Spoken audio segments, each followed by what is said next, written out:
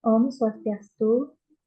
Sebelumnya kami dari kelompok 4 izin mempresentasikan materi mengenai kebijakan fiskal dan peranannya dalam krisis. Nah, sebelum masuk ke materi, izinkan kami memperkenalkan diri terlebih dahulu, dimulai dari saya. Perkenalkan, nama saya Kade Arista Santi Dewi dengan 3 digit NIM akhir 101 dan rekan saya. Perkenalkan, saya Igusti Ayudi Pradita dengan 3 digit NIM terakhir 10. Baik, di sini izinkan saya untuk share screen terlebih dahulu.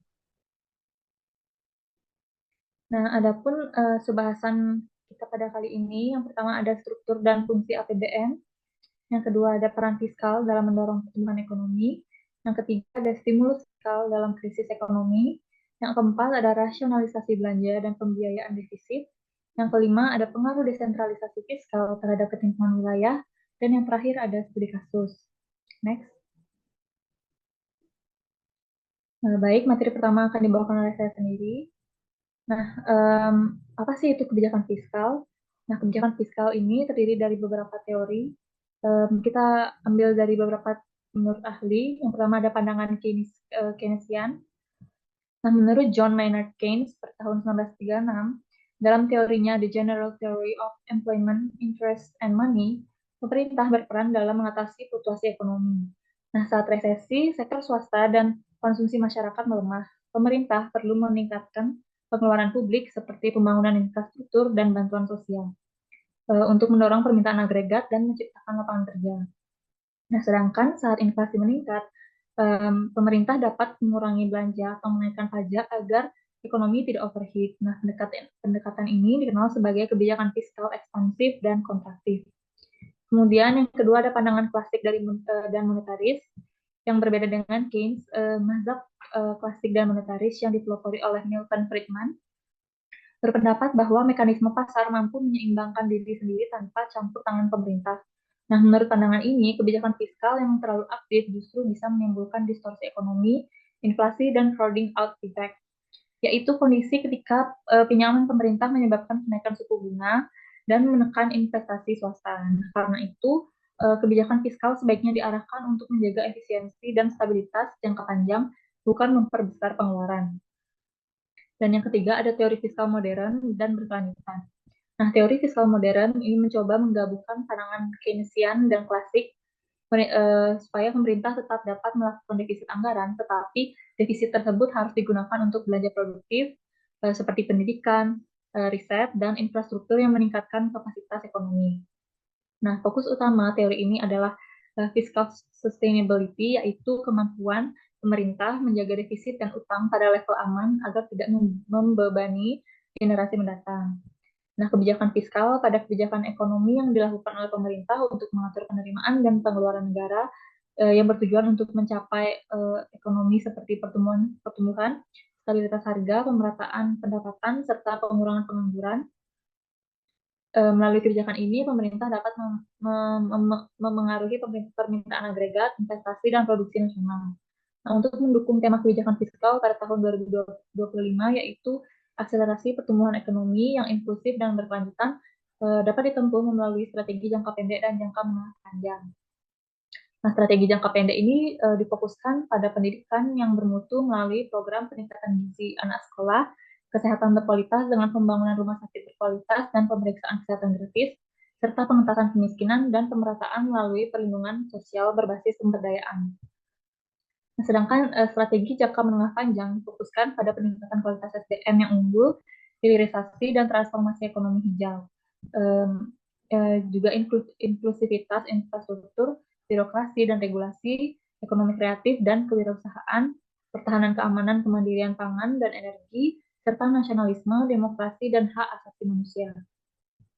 Nah, untuk mendukung seluruh strategi tersebut, um, disertai dengan penguatan fiskal yang holistik agar APBN tetap sehat melalui kebijakan collecting more, spending better. Nah, optimalisasi pendapatan dilakukan dengan tetap menjaga iklim investasi, penguatan spending better melalui efisiensi belanja, kebutuhan dasar, fokus pada program prioritas, serta berorientasi pada hasil. Nah, melalui penguatan fiskal tersebut akan dapat mengakselerasi target pembangunan serta memperkuat ketahanan fiskal melalui penguatan fiskal buffer yang efisien dan lebih fleksibel.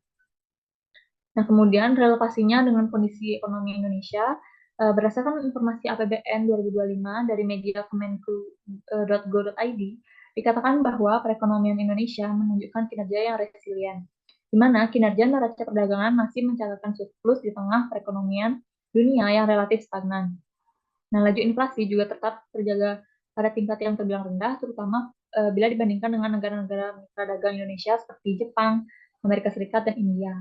Nah, serta akselerasi transformasi ekonomi terus ditingkatkan melalui revitalisasi industri, termasuk hilirisasi dan transformasi ekonomi hijau, penguatan sektor jasa, termasuk ekonomi kreatif dan digitalisasi, serta penguatan reformasi struktural dan fiskal yang holistik. Next. Selanjutnya, kita masuk ke subbab yang pertama, yaitu struktur dan fungsi APBN. Nah, APBN atau Anggaran Pendapatan dan Belanja Negara adalah rencana keuangan tahunan negara yang disusun untuk mengatur pendapatan dan pengeluaran dalam rangka membiayai kegiatan pemerintahan dan pembangunan. Di Indonesia sendiri, APBN memiliki peran penting dalam mengelola sumber daya negara demi kemakmuran rakyat. Nah, APBN memiliki beberapa fungsi utama, yaitu alokasi, distribusi, dan stabilisasi. Fungsi alokasi memastikan dana negara dialokasikan untuk mengurangi pengangguran, menghindari pemborosan sumber daya, serta meningkatkan efisiensi ekonomi. Nah, fungsi distribusi bertujuan untuk mendistribusikan pendapatan negara supaya tercipta keadilan sosial di seluruh lapisan masyarakat.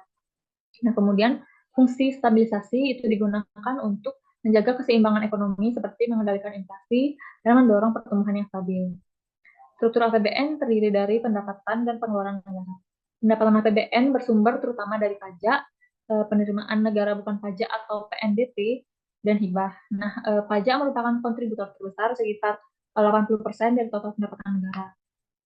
Kemudian pengeluaran APBN dialokasikan untuk belanja pemerintah yang mencakup belanja operasi, belanja pembangunan, dan pembayaran bunga utang. Nah, semua ini diatur dalam Undang-Undang Nomor 17 Tahun 2003 tentang Keuangan Negara.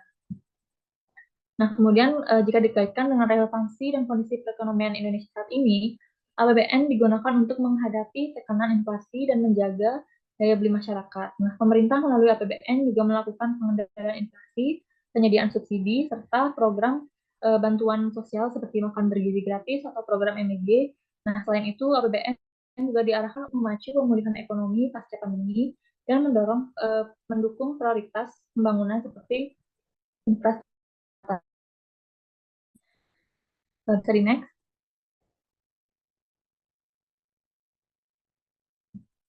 Kemudian materi yang subbab kedua yaitu peran fiskal dalam mendorong pertumbuhan ekonomi. Nah, peran fiskal dalam mendorong pertumbuhan ekonomi di Indonesia juga sangat krusial dengan kondisi ekonomi nasional saat ini.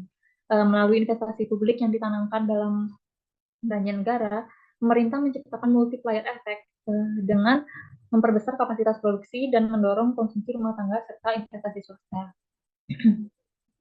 Kemudian relevansi dengan kondisi perekonomian Indonesia saat ini, hal ini sejalan dengan fokus APBN 2025 yang mengalokasikan anggaran untuk infrastruktur, pendidikan, dan kesehatan yang bertujuan untuk mendukung pertumbuhan inklusif dan berkelanjutan.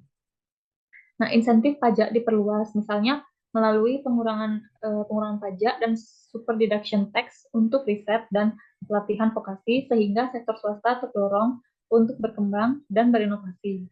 Nah, selain itu, pembiayaan investasi dan industrialisasi difokuskan pada hilirisasi industri, ekonomi hijau, dan transformasi digital yang menjadi pilar transformasi ekonomi menuju visi Indonesia Emas 2045. Nah, secara keseluruhan, kebijakan fiskal yang menyokong investasi publik, insentif pajak, dan pembiayaan investasi ini sangat relevan dan mendukung pertumbuhan ekonomi Indonesia yang tercermin dari pertumbuhan PDB sekitar 4,87% dan inflasi terkendali pada angka 1,6% ya, pada triwulan 1 tahun. Dengan demikian, peran fiskal ini tidak hanya memacu pertumbuhan, tapi juga menjaga stabilitas dan inklusivitas ekonomi nasional. Kemudian, bisa di next. Nah, yang subbab ketiga ada stimulus fiskal dalam krisis ekonomi, di mana konsep stimulus fiskal adalah kebijakan pemerintah yang bertujuan untuk mendorong pertumbuhan ekonomi melalui intervensi fiskal seperti peningkatan belanja pemerintah, pemotongan pajak, dan pemberian subsidi untuk memperkuat daya beli masyarakat, meningkatkan likuiditas perusahaan, serta mendorong aktivitas ekonomi dan investasi. Nah, di Indonesia, stimulus fiskal biasanya terdiri dari tiga pilar utama, yaitu percepatan belanja pemerintah, seperti pencairan bantuan sosial dan transfer dana ke daerah, kemudian relaksasi pajak penghasilan yang misalnya pengurangan atau pembebasan pajak, dan percepatan pengembalian PPN, serta relaksasi anggaran seperti toleransi defisit yang lebih besar untuk mendukung pemulihan ekonomi. Nah, instrumen fiskal lainnya yang meliputi pemotongan pajak yang membantu meningkatkan konsumsi rumah tangga, belanja pemerintah yang difokuskan pada program-program prioritas seperti subsidi yang diarahkan untuk meningkatkan beban masyarakat dan menjaga stabilitas harga. Nah, studi menunjukkan bahwa instrumen pengeluaran pemerintah dan pemotongan pajak atas barang komoditas yang memiliki efek pengganda terbesar dalam mendorong pertumbuhan ekonomi, penciptaan lapangan kerja, dan meningkatkan pendapatan rumah tangga. Kemudian, jika dikaitkan dengan relevansi kondisi perekonomian Indonesia saat ini, pemerintah meluncurkan kebijakan bernama Stimulus Ekonomi 2025.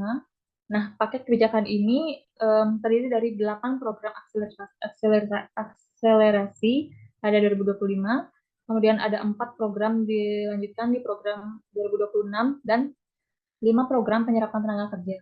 Nah, Menteri Koordinator Bidang Perekonomian yaitu Erlangga Hartarto menegaskan bahwa total anggaran stimulus kebijakan ekonomi yang disiapkan untuk tahun 2025 sebesar 16,23 triliun. Nah, dari sisi fiskal, Menteri Keuangan Purbaya Yudi Sadewa memastikan paket stimulus perekonomian yang telah diketok palu tersebut tidak akan memperlebar defisit anggaran pendapatan dan belanja negara. Nah, saat ini anggaran untuk menopang seluruh paket kebijakan ekonomi tersebut dipastikan telah siap untuk diluncurkan. Oleh karena itu, kekhawatiran adanya peningkatan nilai defisit APBN bisa dapat terhindarkan. Baik, materi selanjutnya yaitu mengenai rasionalisasi belanja dan pembiayaan defisit. Kita mulai dari rasionalisasi belanja. Nah, rasionalisasi belanja itu merupakan proses evaluasi dan penyesuaian pengeluaran publik untuk memastikan bahwa dana negara itu digunakan secara efisien, efektif, dan akuntabilitas. Nah, itulah merupakan 3 pilar utama dari rasionalisasi. Nah, tujuannya bukan sekedar untuk mengurangi anggaran, tapi memastikan setiap rupiah pengeluaran itu menghasilkan nilai tambah ekonomi dan sosial yang maksimal. Prinsip utama dari rasionalisasi itu mengacu pada konsep value for money dan performance-based budgeting, di mana pengukuran kinerja menjadi dasar pengambilan keputusan anggaran. Nah, dalam perspektif teori, terdapat 2 pandangan yang berbeda dari Keynesian dan monetaris, di mana pandangan Keynesian itu menilai bahwa belanja publik itu perlu ditingkatkan pada masa resesi untuk mendorong pertumbuhan ekonomi karena memiliki efek multiplier efek yang tinggi. Sementara itu, pandangan dari monetaris menekankan pentingnya membatasi intervensi fiskal agar tidak menimbulkan crowding out effect yang dapat menghambat investasi swasta. Nah, oleh karena itu, kebijakan fiskal di Indonesia ini menggabungkan keduanya dengan menekankan belanja yang selektif, efisien, dan berbasis dari hasil. Nah, di Indonesia sendiri, implementasi dari rasionalisasi belanja itu menekankan prinsip spending better, not spending more. Pemerintah memfokuskan pengeluarannya pada sektor-sektor produktif seperti pendidikan, vokasi, pertanian, energi terbarukan, dan digitalisasi, serta memangkas belanja non-prioritas hingga 15%. Nah, di mana prioritas belanja itu diarahkan pada pangan, kesehatan, infrastruktur hijau, pendidikan, dan UMKM yang berkontribusi besar terhadap PDB. Nah, yang selanjutnya yaitu ada pembiayaan defisit. Pembiayaan defisit ini dilakukan ketika terjadi defisit fiskal, yaitu pengeluaran pemerintah melebihi dari penerimaan sendiri. Nah, pembiayaan defisit atau defisit financing ini adalah cara pemerintah untuk menutupi kekurangan anggaran ketika pengeluaran negara itu lebih besar daripada penerimaan. Nah, biasanya dilakukan melalui berbagai instrumen seperti penerbitan surat berharga negara, pinjaman luar negeri, divestasi aset, dan skema kemitraan publik swasta.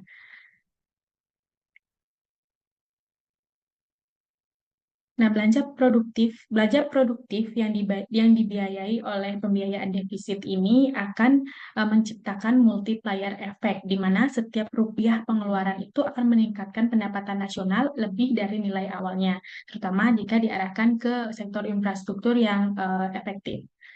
Namun, pembiayaan defisit yang berlebihan berisiko menimbulkan crowding out karena peningkatan suku bunga itu akan menekan investasi swasta. Nah, oleh karena itu pemerintah harus menjaga defisit di bawah 3% dari PDB dan rasio utang itu harus di kisaran 38 sampai 40% dari PDB dan memastikan belanja produktif itu mencapai lebih dari 55% dari APBN.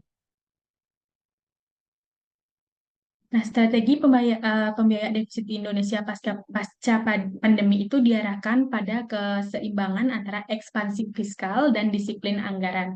Nah, pemerintah menggunakan instrumen inovatif seperti blended finance untuk energi bersih, sovereign wealth fund atau Indonesia Investment Authority untuk infrastruktur, serta obligasi hijau dan sosial di mana digunakan untuk membiayai proyek ramah lingkungan dan sosial tanpa menambah utang besar.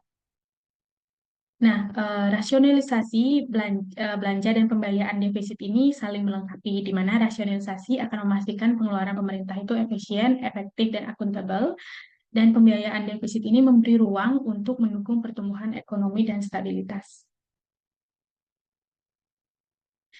Nah, yang selanjutnya yaitu materi selanjutnya pengaruh desentralisasi fiskal terhadap ketimpangan wilayah. Nah, sebelumnya kita harus tahu apa itu desentralisasi fiskal. Desentralisasi fiskal adalah pelimpahan kewenangan dari pemerintah pusat ke daerah agar daerah itu dapat mengelola sumber penerimaan dan pengeluaran publik secara mandiri. Nah, tujuannya adalah untuk meningkatkan efisiensi pelayanan publik serta sehingga dapat mempercepat pembangunan dan meningkatkan kesejahteraan masyarakat. Nah, namun desentralisasi tanpa desain retribusi fiskal yang tepat itu dapat memperlebar ketimpangan antar wilayah. Nah, untuk mengatasi hal itu, Indonesia itu menerapkan sistem transfer fiskal melalui dana alokasi umum, dana alokasi khusus, dana bagi hasil, dan yang terakhir ada dana insentif fiskal.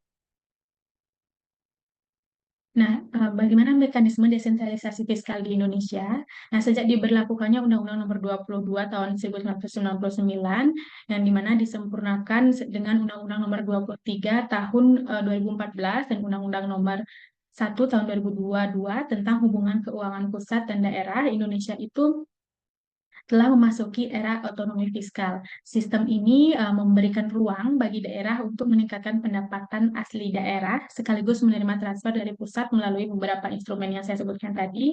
Yang pertama itu ada DAU yang bertujuan untuk pemerataan kemampuan keuangan antar daerah. Yang kedua ada dana alokasi khusus untuk mendanai kegiatan prioritas nasional seperti pendidikan, kesehatan, dan infrastruktur dasar.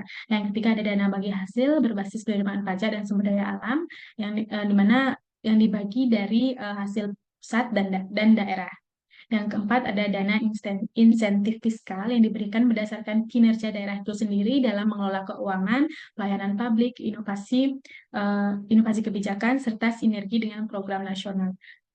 Nah, Kementerian Keuangan itu menegaskan bahwa alokasi dan dana insentif fiskal itu mengikuti prinsip fairness, akuntabilitas, dan measurability dengan indikator seperti kemandirian fiskal, penurunan kemiskinan, dan peningkatan indeks pembangunan manusia. Nah, yang selanjutnya ada pengaruh desentralisasi fiskal terhadap ketimpangan wilayah di Indonesia. Desentralisasi fiskal di Indonesia itu telah memberikan kemajuan dalam mendekatkan kebijakan keuangan dengan kebutuhan daerah, namun belum sepenuhnya berhasil mengurangi ketimpangan wilayah.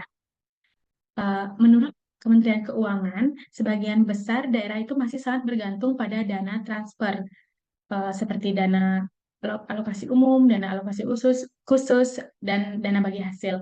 Sementara kontribusi pendapatan asli daerah terhadap total pendapatan daerah itu masih rendah.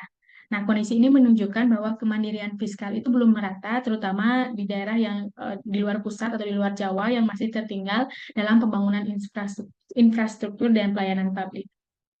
Nah, pemerintah itu berupaya memperkuat aktivitas desentralisasi melalui penerapan Undang-Undang Nomor 1 yang menekankan perbaikan kualitas belanja daerah, peningkatan kapasitas fiskal, serta penguatan akuntabilitas pengelolaan keuangan publik. Namun tantangan itu masih ada, terutama dalam hal kapasitas tata kelola daerah, efisiensi penggunaan dana transfer, dan kesenjangan kemampuan fiskal antar daerah. Nah, desentralisasi fiskal saat ini itu memberikan dampak positif terhadap pertumbuhan dan kemandirian daerah, tetapi pengaruhnya terhadap pemerataan ekonomi nasional masih terbatas. Nah, sinilah diperlukan penguatan kebijakan desentralisasi yang lebih inklusif, transparan, dan berbasis kinerja agar mampu mengurangi ketimpangan wilayah secara berkelanjutan. Nah, yang selanjutnya ini ada studi kasus yang saya ambil dari republika.com. Di sini di dalam kasus ini itu kebijakan fiskal Indonesia itu berada di persimpangan. Apakah akan menuju kemandirian fiskal yang kuat atau justru terjebak dalam beban utang dan bunga tinggi jika reformasi fiskal tidak segera dilakukan?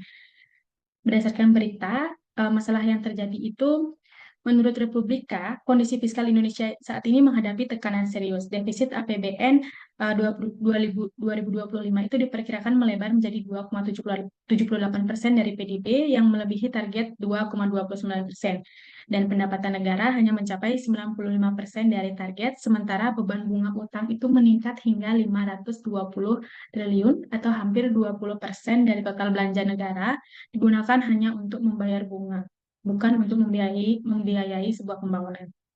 Nah, utang pemerintah yang telah menembus 10.000 triliun ini atau sekitar 40% dari PDB ini sebagian besar bersifat jangka pendek, meningkatkan risiko fiskal. Di sisi lain, rasio pajak dan yang stagnan di kisaran 9-10% itu jauh di bawah rata-rata ASEAN, di mana rata-rata ASEAN itu 15%. Akibatnya, ruang fiskal untuk belanja produktif seperti pendidikan, kesehatan, dan infrastruktur itu menjadi semakin sempit. Lalu latar belakang yang mungkin menjadi penyebab masalah ini yaitu yang pertama, pendapatan negara itu belum optimal sehingga penerimaan negara belum mencapai target yang diharapkan, yang berdampak pada kekurangan dana untuk anggaran pembangunan. Yang kedua, rasio pajak yang rendah dan stagnan itu disebabkan oleh basis pajak yang sempit serta tingkat kepatuhan wajib pajak yang belum maksimal. Yang ketiga, beban bunga dan utang pemerintah itu terus meningkat sehingga sebagian besar anggaran itu terserap untuk membayar utang saja. Yang keempat, struktur utang yang dimiliki pemerintah ini kurang sehat karena didominasi dengan utang jangka pendek yang meningkatkan risiko gagal bayar. Lalu ada defisit anggaran, pemerintah itu semakin melebar karena pendapatan yang tidak mencukupi sehingga pemerintah itu harus menambah pinjaman. Lalu yang terakhir itu ruang fiskal pemerintah itu menjadi sempit karena alokasi dana untuk pengeluaran produktif itu menjadi berkurang akibat tekanan dari pembayaran utang tersebut. Nah, ini selanjutnya ada solusi yang mungkin bisa dilakukan untuk mengatasi masalah tersebut. Yang pertama itu reformasi perpajakan atau meningkatkan tax ratio. Di mana pemerintah itu perlu memperluas basis pajak, memperkuat sistem digitalisasi perpajakan, dan meningkatkan kepatuhan wajib pajak melalui pengawasan yang lebih ketat. Yang kedua itu bisa melakukan efisiensi dan kualitas belanja publik, di mana belanja negara itu difokuskan pada sektor produktif seperti pendidikan, kesehatan, dan infrastruktur. Nah, anggaran seremonial seperti perjalanan dinas itu perlu dialihkan untuk program dengan yang memiliki multiplier effect yang tinggi.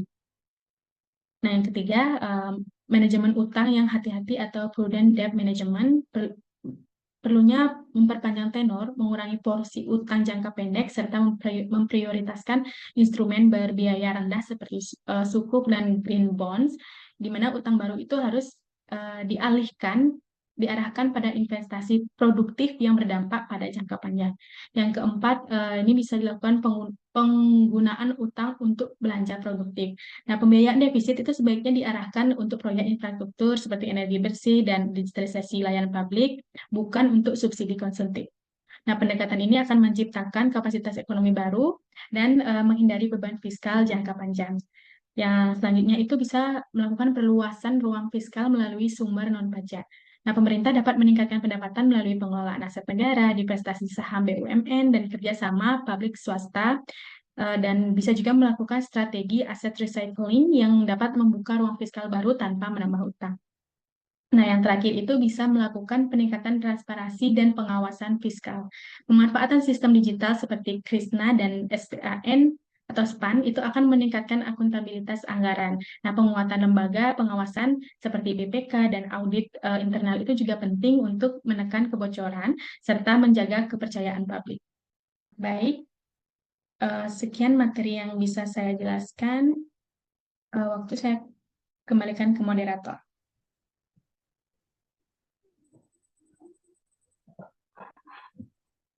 Baik, sekian materi yang dapat kami berdua sampaikan. Kami ucapkan pramuka. Santi, Santi. Oh.